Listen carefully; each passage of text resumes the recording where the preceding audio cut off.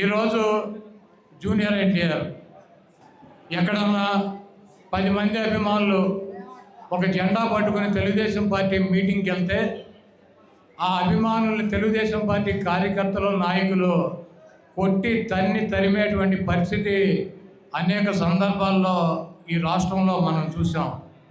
అయితే ఎక్కడ కూడా ఇది తప్పని కానీ, ఎన్టీఆర్ అభిమానుల మీద దాడి చేయొద్దని కానీ, ఎన్టీఆర్ బొమ్మ చూపించినా జెండా చూపించినా ఏమనొద్దు, అతను మన కుటుంబ సభ్యుడని కానీ ఎక్కడ చంద్రబాబు కానీ లోకేష్ కానీ ఒక మాట కూడా మాట్లాడినటువంటి పరిస్థితి ఈ రాష్ట్రంలో ఉంది.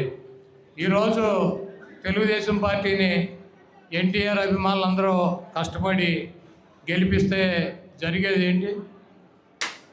ఎన్టీఆర్ మనవడు జూనియర్ ఎన్టీఆర్ని తుంగలో తొక్కుతారు. చంద్రబాబు నాయుడు కొడుకు లోకేష్ని అధికారం మీద కూర్చోబెడతారు.